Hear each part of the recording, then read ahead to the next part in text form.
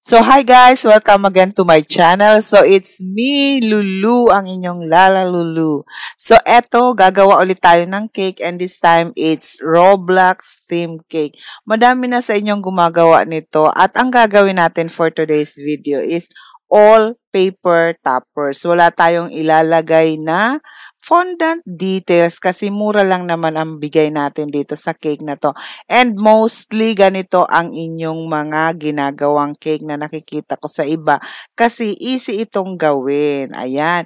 Kasi kung newbie ka at mayroong kang anak, pwede mo nang gawa ng birthday cake ang anak mo by just printing. Magpapaprint ka lang ng mga photo characters na gusto mo at gusto ng baby mo, lalo yung mga, kung sa babae, yung mga princesses, ayan.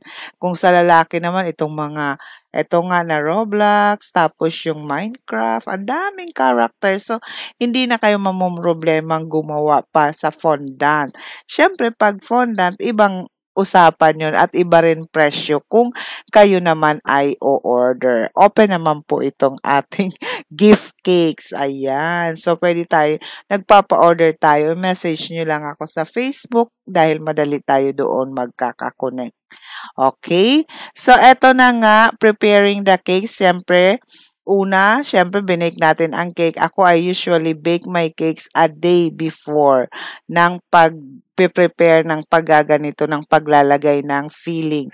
A day before talaga para totally talaga siyang malamig. And nilalagay ko pa nga siya sa ref para talagang maging moist. Yes, mas nagiging moist.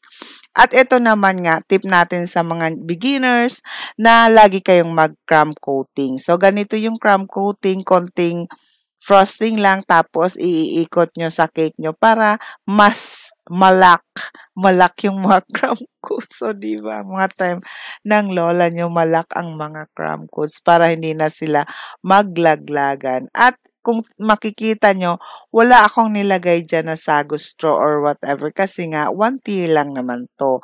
Yes, hindi na po ako naglalagay and lalo kung dito lang naman malapit ang delivery or pick up, no need na maglagay. Basta stable ang pagkaka-stack nyo ng mga layering. Nakakaano yung maglalagay ka pa ng lima-lima kung hindi, wala namang ipapatong, di ba?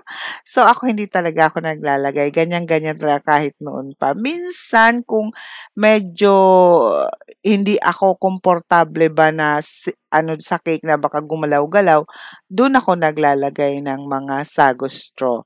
So, ito naman sakto lang ang height. This is 7 by 5. So, saktong-sakto lang ang height. Pag tumaas pa dyan, okay, maglalagay na tayo ng sago straw or kaya barbecue stick. So, ito almost final coating itong nilalagay natin. Pero may kulay ang cake natin pero we start from white. So, palagi nating sinasabi na i-cover muna natin ng white and then halos papakinisin nyo na kasi gano'n naman talaga ang mangyayari, di ba? So, pakinisin nyo na. Ang point dyan is para mapantay nyo ang cake. So, ayan nga, ganyan. White muna bago kayo mag-add kasi ang problema ng karamihan ay kung paanong ma-achieve, lalo yung mga dark colors like red, black, blue, ayan. Mahirap yan i-achieve. Mauubos ang inyong food color, hindi nyo pa makukuha. So, ang tip dyan is, although hindi din nyo makikita dito sa ating video kasi light blue lang to, konting frosting lang, then saka kayo mag-a-add ng food color until ma-achieve nyo yung talagang dark. Lalo sa red, ulitin ko, may marami sa akin nagtatanong sa red, ang maire-recommend ko talaga sa inyo yung Putraco Red Gel. So, tapos konting frosting lang, talagang achieve ang pagkaka-red niyan. So, dito sa final coating nga, ang gagawin natin is kulay blue, pero light blue lang. So, ayan parang sky blue lang. Kasi hindi naman siya yung dark na blue. So, pag dark blue naman, ang gagamitin nyo, ayun, same technique, konting frosting at syempre dadamihan nyo ang color. Mas prefer ko talaga ang blue ng Putraco. Kasi mas pigmented siya, mas makulay siya. Okay, yung sa black naman, yung na-discover ko yung isang brand na pinakita ko din sa inyo na liquid, parang liquid. Okay yun kasi mas mura, pero maganda din naman ang Chef Master. Pero parang mas pricey kesa doon. So, ayan. So, iyan, pakikinisin na natin. Kailangan yung scraper natin laging malinis. So, ganun lang, hindi na ako gumamit ng piping bag para ipaikot natin, no? Kasi nagtipid ako. So, ayan, pwede na nating iganon-ganon lang and then saka natin paikutin hanggang mag-smoothen na ang ating frosting. So, paano magpakinis? Ganyan lang. Unahin nyo ang top and then paikutin nyo. Kailangan nyo lang talaga ng turntable at saka ng scraper. Okay. So, yun lang naman. And then, hayaan nyo ng turntable ang gumawa ng kanyang job. Ito naman ay paano ma-achieve ang green.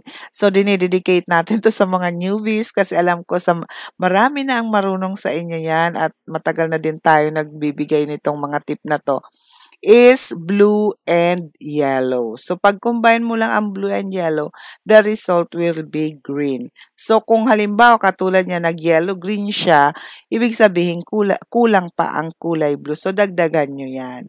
So, ayan. Natutuwa naman ako sa inyo kasi may mga ginawan pala ako ng wedding cake na ngayon ay nagpapa-order na. So, di ba? Ang galing. Marami na akong ginawang cake na hindi na sa akin over dahil sila na mismo ang gumagawa. At ito namang kulay na to is gray. Konting black lang. So, ayun yung black. Nakita nyo ba na nilagay ko? Black na black yun. Pag gusto nyo talagang black. Ayan. Yung parang nasa bote. So, ayun na nga, ang brand nitong black na ginamit ko is Coco Sear. Yan, yung nasa bote, about 60 something lang yata ang isang bote nito. Sa kulay black, perfect talaga siya pang black. Coco Sear, ayun. So, ngayon, ang gagawin lang naman natin is gray. At eto na nga, we are on cake decorating na. So, diba, Roblox ito parang may mga pader-pader. So, kaya ayan, meron siyang kulay na gray. So, yan ang ginamit ko kasi nga dati, di ba, yung mga Roblox na ina-upload ko dito na video, ang ganito, ang ginagamit ko is fondants. Naglalagay tayo ng fondant details na may cutter pa. So, since naman ito ay all photo print lang at medyo iba nga ang price na naibigay natin. So, ayan, yan na lang. Pero mas okay nga ang ganyan dahil wala siyang mga dagdag na details ng fondant. Para sa akin, mas okay kung soft icing lang. Pero minsan sa toppers, gumagamit tayo ng fondant. So, ito na, ayan lang ang ginamit ko. Gumamit lang ako ng maliit na pampakinis dyan sa kulay gray na yan. Ayan, no? Yan, ganyan lang yung ginagawa ko. Maliit lang yan para hindi sumabit dun sa taas sa kulay blue. So, ganun lang. Parang pader lang yan. Then, gagamit ako nung cake comb para malinyahan natin. So, ini-scrape ko pa ng konti. Ayan. So, magandang pampakinis siyang maliit. Ang iba nga nakikita ko gumagamit sila ng baraha. Or yung mga sa credit cards. Ayan. So, ayan na yun. Nilinyahan ko na. Ganyan. And then, gumamit lang ako ng toothpick para maglinya-linya parang blocks. Yun lang ginamit ko. So, di ba madali lang siyang gawin? And ang effect naman niya ay parang ganun nga, yung pader ng Roblox. Pader ba yan? Tama ba ako? So, ayan guys, kumusta naman kayo dyan? Napansin nyo ang lola nyo nakamidrip kasi kagagaling lang namin doon sa translation. Ay, naku po. Thanks God at naka-attend din ako for how many years? Ayan, naikwento ko lang sa inyo guys. Talagang ang Diyos talaga hindi talaga natutulog. Ano? Diba? Bago noon, naku po, muntik na naman akong may mangyayari kasi ewan ko ba, pagising ko, hindi ako makakilos sa sobrang sakit ng ulo ko. Grabe. Pero, nagawa pa din natin. Thank you, Lord. So, ito nga, tuloy-tuloy, oh. Pagdating ko, gawa na yan. Hindi ko na inisip yan kasi sabi ko, punta muna ako bago ko ito gawin. So, ayan, tignan nyo. Ang lakas-lakas ko. Ayan ang mga effect. Pag malakas ang faith mo, talagang may pagbabago sa'yo. Di ba na, kwento ko lang, ha? So, ayan na yung grass. Ang ginamit ko dyan, yung butas-butas na piping tip. So, ito naman, naglagay ako dyan ng tape sa likod. Kasi, hindi yan yung isang papel, mababasa yan pag walang nilagay na tape. So, i-coveran nyo lang ng tape yung sa likod ng picture. Saka nyo ilagay dyan sa cake kasi magmo-moist. And then yan, mga ano lang nilagay ko dyan, yung plastic straw, tapos dinikit lang natin. So, yun lang, pantusok-tusok natin dyan. And then, kaya kahit hindi ko na siya lagyan ng sago straw, kasi nga, itong barbecue stick na nakalagay, mahaba yun. Parang magsiserve na din siya ng pamprotect para hindi mabuwal yung ating cake. So, ganun lang.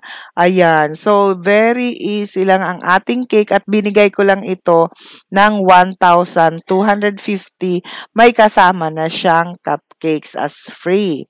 So, eto na yung finished product natin, ang Roblox themed cake. O, diba? So, ayun. May kasama siyang cupcake na 12 pieces. Kaka-order lang niya sa akin ng isang tapos nag-order siya. Sa cupcakes naman, ayun, may printables pa din para may design. Pero actually, sa mga free cupcakes ko, wala na. Swear lang. Kaso nag-request dito si client. So, okay lang. So, ganyan lang. So, ayun na. Patapos na tayo. Ayan. So, 12 cupcakes at ito nga yung box natin. Ayan. So, ready na for pick up. Nag-wait na lang ako dyan kay client para pick up. Kaya, thank you so much for watching, guys. At sa inyong mga suporta, maraming salamat. Pag hindi ka pa nakasubscribe, please subscribe. I-click mo ang bell para lagi kang updated. Yun lang. Thank you. Bye!